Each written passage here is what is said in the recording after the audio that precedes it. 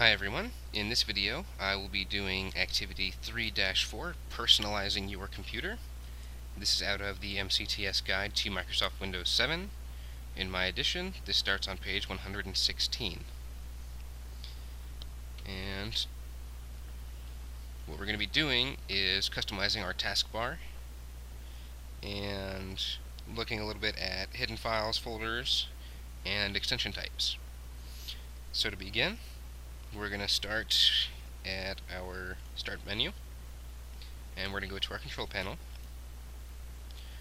With the Category view, we're going to go to Appearance and Personalization, and then we'll select the Taskbar and Start menu. In our new window,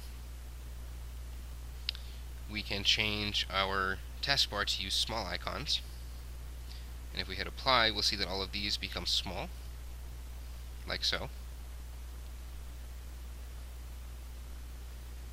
So let's go ahead and remove that. We'll leave those standard, just showing the option for it here. And then our notification area is this space here, right next to our clock. And we can go into here to customize it in the notification area customization. And it's currently set to only show active icons.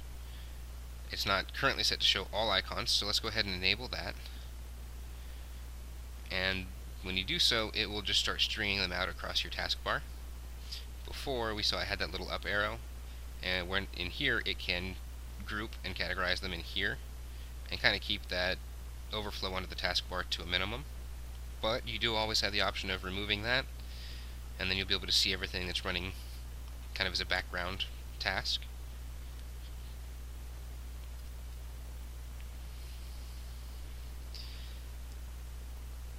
From here,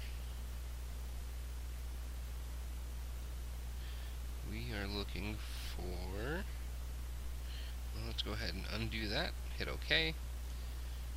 From here we want to come over to our Toolbars tab, and we want to put a check mark in our links option box there. This will display a link toolbar that you can use to access web pages. It's similar to like a favorites or a history bar up across here in Internet Explorer. So we'll go ahead and hit OK on that.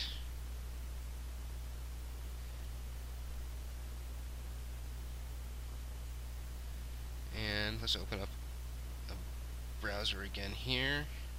And those links should be displaying here. I don't have any built because this is a clean virtual machine, so I don't really have anything set to use that yet. But that's what it would do, is give you basically little shortcuts. So let's go back into here. Sorry, not personalization. I wanted taskbar and start menu. We'll get back into where we were at.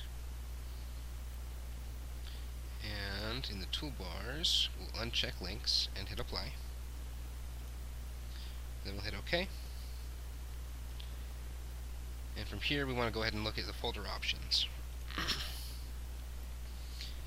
We're going to jump over to the View tab, and there's a couple of options we're going to look at here. The first is going to be hidden files, folders, and drives. Sometimes files or folders will become hidden, or you may save them as hidden, and so this will enable you to view those again in your File Explorer. So let's go ahead and apply that and open a File Explorer. We'll jump into our C drive, and we see right there program data is actually a hidden folder because it's got that opaque image. Let me see if I can make that a little bit bigger. There we are. So all of these are standard. They're not hidden, but our program data is a hidden folder, as you can see by the slight difference in the icon image.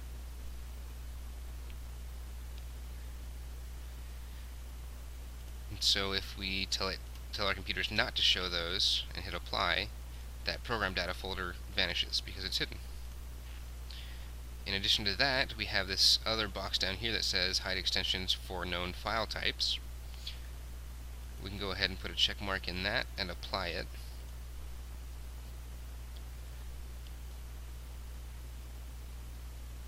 And then we're we're going to come back to our C drive, Windows, and if we come down past the folders and look at the files, we'll see that recognized file types will not have their file type listed here anymore. Like, it shows that it's a text document, but there's no file extension listed. If we uncheck that and apply it and come look again, we can see that even those text documents now have a file extension. So when that is checked, Windows will hide the file extension for any known file type, but for unknowns it'll still display the file extension, like this DAT file. It doesn't have a program that can open that by default, so it'll list the file extension. Same with the .bin, the .bin here.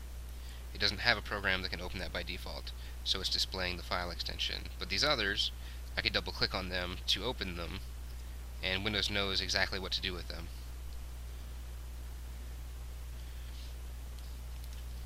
And it looks like that covers it for this activity. So if you have any questions or comments, please feel free to leave them below, and I'll see you in my next video.